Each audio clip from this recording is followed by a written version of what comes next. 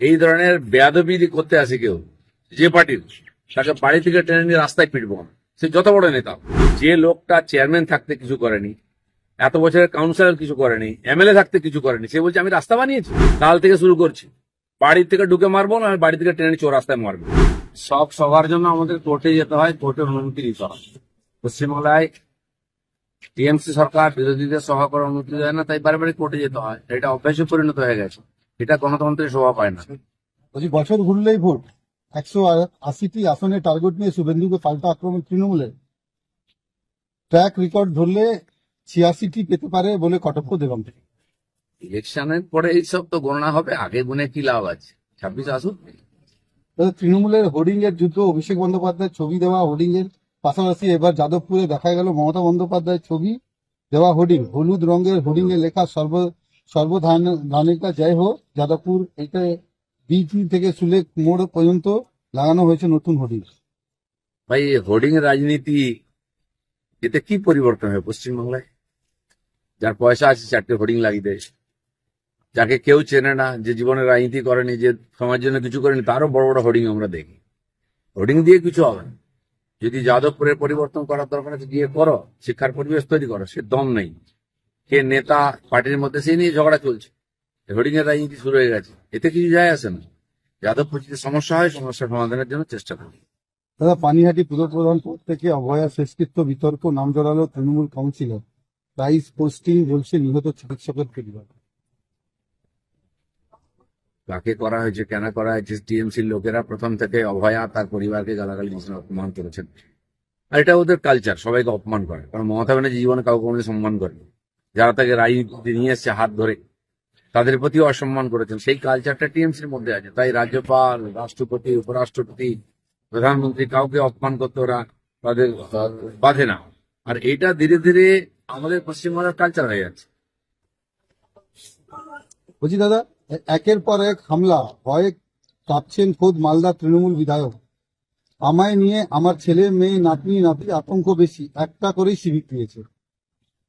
কেন বাড়িতে সবাই কুকুর ছাগলকে পর্যন্ত সিভিক দিতে হবে নাকি?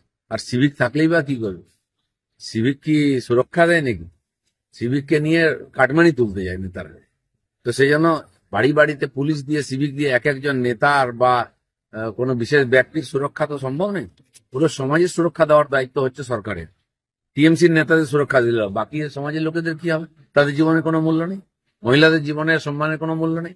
কি ধরনের কালচার শুরু হয়ে গেছে? নেতারা বলবে তার বাড়িতে একটা পুলিশ পাঠিয়ে দেবে, থানায় কোনো পুলিশ নেই, নেতার বাড়ি বাড়ি পুলিশ বসে আছে। এই ধরনের অ্যাডমিনিস্ট্রেশন একজন অসফল অ্যাডমিনিস্ট্রেটর হিসেবে মমতা ব্যানার্জি একে প্রমাণ করেছে। রাস্তা উদ্বোধনে গিয়ে মেজাজ হারালেন দিলীপ ঘোষ, কি বলবেন দিলীপ ঘোষ? মেজাজ হারায়নি, মেজাজ ঠিক রেখেই বলেছি, যা বলেছি ঠিক বলেছি। আর আমি খড়গপুরে দাঁড়িয়ে বলে দিচ্ছি, এই ধরনের বেয়াদবি করতে আসে কেউ যে পার্টির, তাকে বাড়ি থেকে টেনে নিয়ে রাস্তায় পিটবো না, সে যত বড় নেতা। দিলীপ ঘোষ কারো বাপের খায় না, কারো জমিদারিতে পা দেয় না। সেখানে যদি রাজনীতি করতে হয় ভদ্রভাবে করো, আর নাহলে ছ্যাবলামি করলে আমরাও জানি কাকে কিভাবে সিধা করতে হয়। খড়গপুরটা কারো বাপের জমিদারি নয়। দিলীপ ঘোষ পাড়ায় পাড়ায় ঘরে প্রত্যেক লোকের সুবিধা জানে। যে লোকটা চেয়ারম্যান থাকতে কিছু করেনি, এত বছরের কাউন্সিলর কিছু করেনি, এমএলএ থাকতে কিছু করেনি, সে বলছে আমি রাস্তা বানিয়েছি। আর বোর্ডে লেখা আছে অনারেবল এমপি দিলীপ ঘোষ। মানুষ কি ঘাসে মুখ দিয়ে চলে নাকি? বেহায়ার মতো মিছিল করছে ওখানে গিয়ে। আরে দম থাকলে ড্রেনটা করে দেখা, দিলীপ ঘোষ রাস্তা করে দিয়েছে। বলছি দাদা, এই মেজাজে কি দিলীপ ঘোষকে দেখা যাবে এখন? দিলীপ ঘোষের মেজাজ এরমই থাকবে, কোনো কারো বাপের খায় না, পরে না। কোনো বাপের কারো পাশে এক কাপ চা চেয়ে খায় না। না নেবো না, দেবো না, কিন্তু কাউকে ছাড়বো না। পার্টির পক্ষ থেকে কোনো ব্যবস্থা নেওয়া হবে কালকের ঘটনা নিয়ে? কার বিরুদ্ধে? কালকে যেটা ঘটনা ঘটেছে 6 নম্বর। কি ব্যবস্থা নেই? দিলীপ ঘোষ যথেষ্ট, পার্টি লাগে না। আর এখানকার কর্মীদের যথেষ্ট। আর যদি টিএমসি মনে করে এই রাজনীতি খড়গপুরে শুরু করবে, কাল থেকে শুরু করছি, বাড়ি থেকে ঢুকে মারবো না, বাড়ি থেকে টেনে নিয়ে রাস্তায় মারবো। আর এটা কালকে হেডলাইন করুন। আর যে বেটা বলছে কুকথা, তাকে আমি শিখিয়ে দেবো কুকথা কোনটা, সুকথা কোনটা। বেশি ভদ্রলোকে দেখাতে যান না যেন। রাজনীতি করছি শত্রুদের বিরুদ্ধে। যারা লেজ গুটিয়ে বাড়িতে বসে থাকে বোর আঁচলের তলায়, তারা আমাকে সার্টিফিকেট দিচ্ছে। জীবনে বাড়ির বাইরে কোনো বেরোয় চমকে দিলে পেচ্ছাপ করে ফেলে, তারা আমাকে সার্টিফিকেট দেয়। আর দিলীপ ঘোষ এই মেজাজে রাজনীতি করবে, যতদিন করবে। রাজনীতি ছেড়ে দেবো, মেজাজ ছাড়বো না বলে দিচ্ছি। শাসক দলের দ্বিপক্ষী গোষ্ঠীদ্বন্দ্ব, ধুন্ধুমার কাউন্সিলরকে লক্ষ্য করে জুতো, ঘাড় ধাক্কা উত্তপ্ত নদিয়ায় যশোরপুর পুরসভার 18 নম্বর ওয়ার্ডে। মুসল পর্ব শুরু হয়েছে টিএমসি, পঞ্চায়েত, মিউনিসিপ্যালিটি, সব জায়গায় পার্টির মিটিং এ মার পিট, চুলোচুলি, শেষ পেয়ে গোলাগুলি। এই রাজনীতি সংস্কৃতি দিয়ে বাংলাদেশ কি হবে?